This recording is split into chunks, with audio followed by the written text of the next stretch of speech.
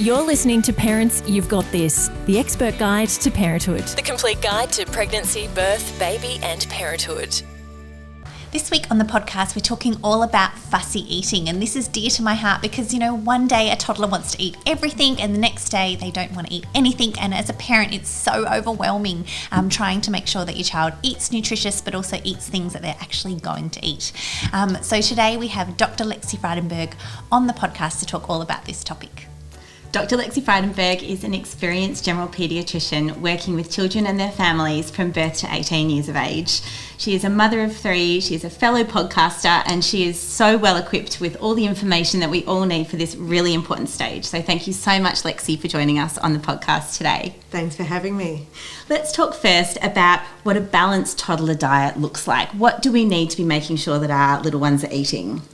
So a balanced diet for a toddler is actually not that different than a balanced diet for a teenager or an adult. So under 12 months of age, children's predominant food source is through breast milk or formula. But after 12 months, most of their nutrition actually comes from food. So a balanced diet is what we all think of. It's a variety of fruit and vegetables, whole grains, protein, so meat, chicken, fish, eggs, etc. Dairy is really important. Healthy fats, so avocado, peanut butter, seeds are really important. A good amount of water and limiting sugar and extra salt as well. So it's not that different than we would all like to have in our diets. And as a toddler progresses, they start out eating everything and then they develop a will, and sometimes, they just want to say no to everything. How do you know it's not just, developmentally that they don't want to eat it one day and yes, they want to eat it the next, or it is actually in fact fussy eating? So picky or fussy eating is a normal developmental stage. Most children will go through it. It's when a toddler's trying to assert independence and control, and it's really, really normal. So their appetite will vary from day to day, week to week, their intake's going to vary. It's really the overall pattern that you need to think about, not what they, eat or drink every single day. So toddlers, as we know, as you two well know, are learning independence and control. They're exploring, they're experimenting, and they love to choose their own food, and they love to refuse food, or mine did anyway. And that's really developmentally normal. So picky or fussy eaters are often selective about the type of food, but also about the taste, the texture, the temperature some days, and it might just depend on what mood they're in. So most picky or fussy eaters overall get enough of the good nutrients in their diet. And how do we know, Lexi, if they are getting enough? It's such a worry as a parent because you really want to do your best and set your child up to have enough energy and to be really healthy. And how do we know if they're being, if they are a fussy eater, that they're actually getting the nutrients that they need?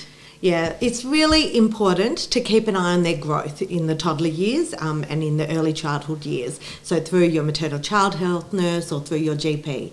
If their growth is faltering, so if they're losing weight or not putting on weight, that's a sign you need to take your child to the GP for a checkup. The other thing is if you're concerned they might be missing a whole food group or a whole nutrient group. So things like iron deficiency or not getting enough calcium. They're, issues that parents worry about a lot, and rightly so. The best thing then is to see the GP. They'll take a food history, and if they're worried, they can do some blood tests looking for those specific nutrients.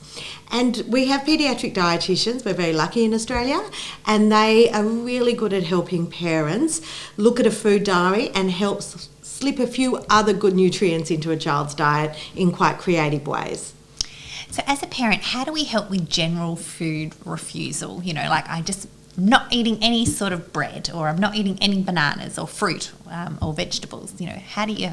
Yeah, or foods touching certain foods, which was my child. So it's a lot about the parent-child relationship. And as parents, we often feel really guilty if we can't get our child to eat a certain food.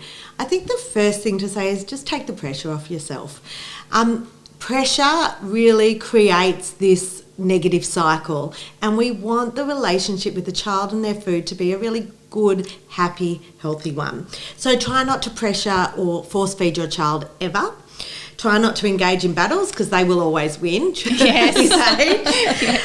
Gradually try and introduce new foods and let them explore. Kids love to touch and smell and throw things on the floor. That's okay. Make meal times relaxed, be prepared. Do it on a floorboards, not a carpet if you can, because it's going to be a messy activity. Try and make meal times relaxed and enjoyable, and where you can, have meal times as a family. And kids love praise, as you probably know. So praise them for even little things. If they'll try a food and then spit it out, just praise them for trying that food. I know it's hard, but really as parents, our job is to try and stay calm, keep praising them, rewarding them when they've done something good, and, just keep the routine going of trying different foods. That's a great idea, Lexi, in terms of keeping it fresh and praising them for the little things when they do try new things. What do we do if they're throwing food on the floor and, they're saying, yuck, or I don't want it, or it's not white, I only eat white food. What do we do in those sorts of situations? Yeah, I think be prepared. It's really, really normal. So prepare yourself knowing that they're going to throw food on the floor, they're going to say yuck, they might even throw it at you in your face, which is pretty hard as parents when you've cooked this delicious meal. But being prepared for it, trying to stay calm, trying to stay patient, really important. Don't get into battles, as I mentioned. And repeated exposure is really important. So we would say from the research, you need to try food 15 to 20 times with a child or a toddler before giving up. So it's not the first time they'll take it, but maybe the 10th or the 15th time they'll start taking a food. And you can try it in different sizes, different shapes, different forms as well. And lead by example. So if you're trialling new foods around a dinner table, or you have other children trialling new foods, that's really helpful. But try not to engage in battles when your child says to you, oh, this is disgusting, this is yuck. Just try and stay zen. Yeah. Lexi, as a paediatrician, I'd love to know your thoughts around calcium levels when you're weaning from, say, a milk-based diet to food. How do you go about that? What's the calcium requirements for a little one? Yeah, so we know children under 12 months get their calcium requirements from breast milk or formula. After 12 months, we know how important calcium is for bone and teeth development, as well as muscle function and nerve development.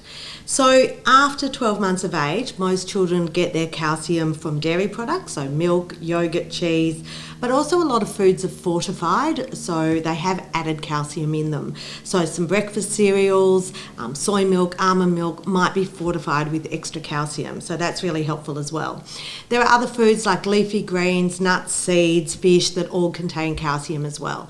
So I don't think you need to know an exact amount of calcium your child needs, but if you're worried that they may not be getting enough calcium, they can see their GP, have a blood test, and we can always replace the calcium quite easily. What about iron, Lexi? As you mentioned before, iron can be, quite a common thing for children to be low in. How do we encourage particularly fussy eaters to make sure that they're getting enough iron? Yeah, as a paediatrician, I think iron is one of the nutrients I see as most important, because it's really important for brain development and growth, but also for attention, concentration, behaviour. So iron comes in two forms, heme and non-heme form. So the heme form that we hear about is through meat, chicken, fish, and that is quite readily absorbed. But the non-heme form that you get through plant-based products, so through legumes and beans and fortified cereals, is also really helpful. Having iron-rich foods with vitamin C, so with some orange or orange juice or kiwi fruit, increases the absorption of iron, so that's a helpful tip. We also know that having too much milk decreases the absorption of iron and fills kids up. So we say children over 1, try and decrease their milk intake to less than 500 mils of milk so that they do get an appetite and do eat other foods.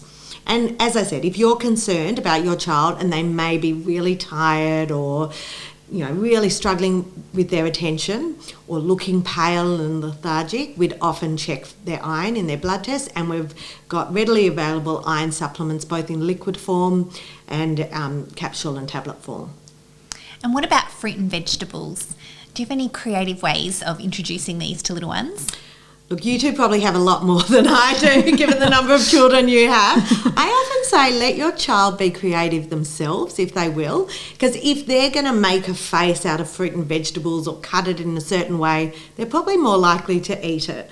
But leading by example, so just always having some fruit and veggie on the table, letting them pick and choose for themselves, because they like control, as we said. Being creative with presentation, so different shapes, making that face with, the cucumbers and the carrot sticks, really helpful. Kids love to dip things and use their fingers, so, having some hummus or other dips and just different types of vegetables which are age appropriate they can dip in. Smoothies can be really good. You can have a lot of good fruit, vegetables that they can't really taste in there, so that can be really helpful as well. And frozen fruit. I think kids love different textures. Yes. Just be careful with things like grapes and blueberries. You want to cut them really, really small before you freeze them, because obviously you don't want them to get stuck and choke. But kids love frozen fruit as well. And I think, as we might have mentioned, getting kids involved in the process.